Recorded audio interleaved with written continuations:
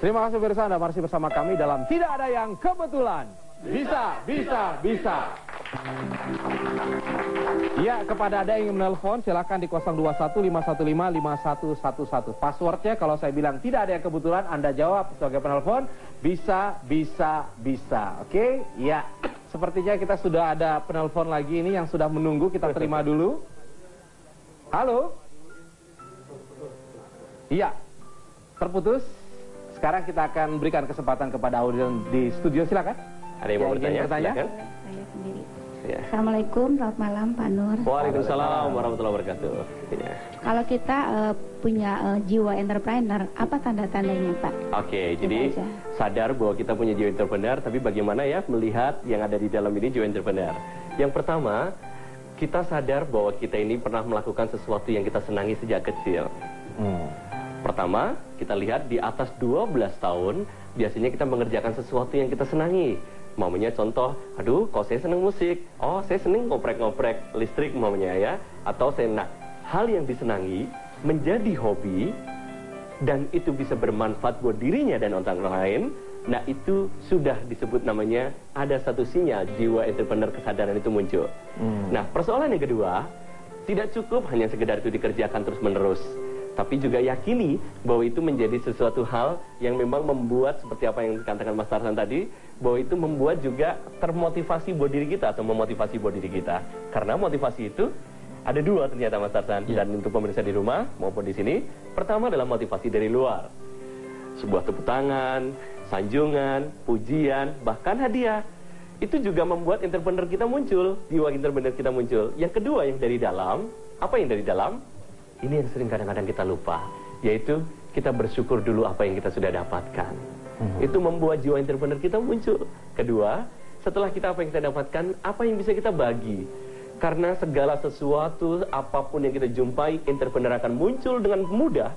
Itu kalau kita tidak pernah bakhil atau pelit, atau sesuatu yang kita simpan. Karena kita sadar benar bahwa harta yang paling menjarap, paling mukjizat, yang paling besar adalah saat kita mampu berbagi dari nilai-nilai yang kita bisa berikan manfaat tadi. Nah, makanya yuk dengan senyum, pemirsa ada di rumah juga yang ada di sini, yuk kita dengan bisa. Tidak ada satupun yang mengalahkan segala sesuatu yang membuat kita terpuruk. Karena jatahnya dari Tuhan, itu semua 100% kita ini sama seperti Mas Hasan, bahkan kita bisa lebih dari Mas Hasan. Insyaallah ya. Iya, baik, kita terima dulu penelpon yang berikut. Halo? Halo? Iya. Ya, tidak ada yang kebetulan, Pak? Iya, Bisa. tidak ada kebetulan. Bisa. Pasti bisa. Luar biasa. Baik, dengan Bapak siapa, Pak? Gunawan. Silakan Pak Gunawan, pertanyaannya. Ya, Assalamualaikum Pak Ustadz. Waalaikumsalam warahmatullahi wabarakatuh. Kan ini. Iya. Jadi saya mau cerita sedikit ini, Pak Ustadz. Iya. Saya tiap hari kerja, terus ditipu orang habis-habisan. Iya. Nah, saya sekarang pengen maju, kiatnya bagaimana Pak Ustadz? Iya. 3 kali nih jatuh bangun Pak Ustadz. Oke, menarik nih Pak Gunawan. Masih bisa dengar saya? Ya. Ya, di dalam intuisi saya atau dalam resonansi tadi yang sudah dijelaskan bahwa ada dua hal yang perlu disikapi oleh Pak Gunawan. Yang pertama, saya senang banget Pak Gunawan waktu ditipu itu, pertama, tidak menyadari bahwa itu ditipu, tapi menyadari bahwa saya dimanfaatkan saja. Setuju Pak Gunawan? Nah, poin yang kedua, yaitu ternyata setelah dimanfaatkan, mulai muncul, karena ini terlalu lama, ini kayaknya sudah mulai terasa saya ditipu. Entah itu bahasanya yang dibedakan, entah itu rasanya yang juga jadi beda. Tapi dua hal yang perlu disikapi tadi adalah, pertama, kalau itu semua menjadi proses pembelajaran dalam hidupnya, pembelajaran dalam kita berbisnis, pembelajaran dalam kualitas pada diri kita, tidak ada satupun daun jatuh tadi yang tidak seizin dari Tuhan Yang Maha Esa. Artinya, tidak ada satupun pengalaman yang tidak menghasilkan sesuatu kemajuan ke depan. Kita yakini, dan saya yakin tidak ada yang kebetulan kok Anda atau Pak Gunawan juga bisa nelpon, kok bisa masuk ya. Tetapi ini menjadi satu pintu gerbang juga bahwa ternyata keikhlasan atau senang hati menerima pelajaran yang sudah menjadi sesuatu hal yang tidak nikmat itu bisa membuat kita jadi lebih bukan hati-hati, tapi lebih membenahi diri supaya tidak terjadi kembali. Satu kesimpulan yang terakhir dari saya untuk Pak Gunawan dan pemirsa yang ada di rumah di sini adalah ternyata mau itu menipu, mau itu membantu, ternyata pelajaran yang paling besar adalah kalau kita juga semua apapun yang kita hadapi, itu kita rubah menjadi nilai-nilai positif yang membuat kita tetap termotivasi ke depan. Ingat, disitulah kunci membuat kita akan jauh mudah kita bisa memunculkan jiwa entrepreneur kita. Iya. Baik, tadi ada satu hal yang menarik ketika Master menyatakan dari situ kelihatan Master bakatnya. Mungkin ya kalau orang anak kecil yang suka mengintip, mungkin dewasa akan menjadi kameramen. Yeah.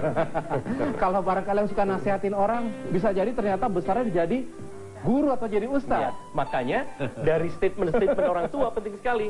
Saat mengintip seperti tadi disampaikan, oh ya ini kameramen, lebih profesinya lebih bagus. Oh mengintip, oh nanti besok dia bisa memunculkan hal yang membuat orang lain bermanfaat dari apa yang dia lakukan. Nah terkadang orang tua kadang-kadang melakukan untuk sesuatu yang masih negatif. Menangkap basah hal yang negatif itu jauh lebih terpuruk, membuat anak tidak akan memunculkan yang disebut namanya jiwa entrepreneur. Saat dia mengintip tadi atau saat dia lari-lari nggak bisa diatur, kan dengan mudah ini nakal ya. Padahal kita katakan, wah ini calon ya yang berkaitan dengan ini pasti bisa jadi duta besar. Kenapa? Nggak pernah diem nih, buktinya dia akan pergi kemana saja. Nah artinya doa bukan hanya sekedar apa yang ada dalam hati dan pikiran, tapi ucapkan. Karena ucapkan itu sama juga bisa memberikan afirmasi atau dorongan penegasan membuat menjadi entrepreneur yang baik. Iya. Dan satu lagi Mas, kalau tuh anak misalkan dari kecil suka berbohong, hati-hati, mungkin besarnya akan menjadi politikus. Itu kalau mau diteruskan biar Mas Agus saja nanti. Baik, kita masih ada waktu, kita ingin tanya Mas Tarzan. Kalau tadi Mas Tarzan itu kan memberikan kepada orang lain. Nah sekarang kegiatan apa yang Mas Tarzan lakukan untuk diri Mas Tarzan sendiri? Ya kebetulan memang keluarga saya itu termasuk keluarga yang aktif semua ya. Jadi di kampung saya itu saudara-saudara saya itu kerja di bank. Bangunan maksudnya. Tapi kan bank juga. Ini bercanda. Jadi saya mengambil apa? Pernah ada kata bijak, manfaatkan masa jaya sebelum masa suram datang. Jadi selagi saya itu bisa ya kanan kiri rumah itu ada apa kos-kosan bisa untuk makan. Kalau umpamanya sewaktu-waktu saya itu sudah tenaga saya nggak kuat. Benar ya. Dan ternyata yang menarik tadi bahwa yang membuat tenaga kuat yang disampaikan tadi, saat kita berbagi dan saat kita tidak hanya sekedar apa yang kita berikan, tapi saat kita juga bisa merasakan senang hati. Dan menarik tadi, bercanda itu membuat kita tenang dan gembira, membuat kita jadi lebih mengerti bahwa ternyata kita ini punya potensi. Nah, jadi ayo buatlah kita hari ini senang, karena besok, apalagi besok pagi nih, Senin, orang Senin menghadapi, Senin gitu kan. Tapi padahal Senin itu menjadi satu pintu gerbang juga bahwa ternyata yang membuat kita bisa bergairah ke depan, bangun pagi, buatlah buat diri kita adalah karena senang menghadapi apa yang nanti kita jumpai apapun. Jadi yuk kita sama seperti tadi Mas Tarzan kita sampaikan, buatlah sesuatu yang bahagia, buatlah sesuatu yang membuat kita senang hati, dan yang menarik adalah senyum kita menghantarkan bagaimana masa depan kita nanti. Iya, pemirsa, besok hari Senin dan tentunya akan banyak sekali PR yang akan kita lakukan. Mudah-mudahan acara ini bisa memberikan motivasi kepada dan semangat untuk menghadapi esok hari. Tidak ada yang kebetulan. Bisa, bisa, bisa.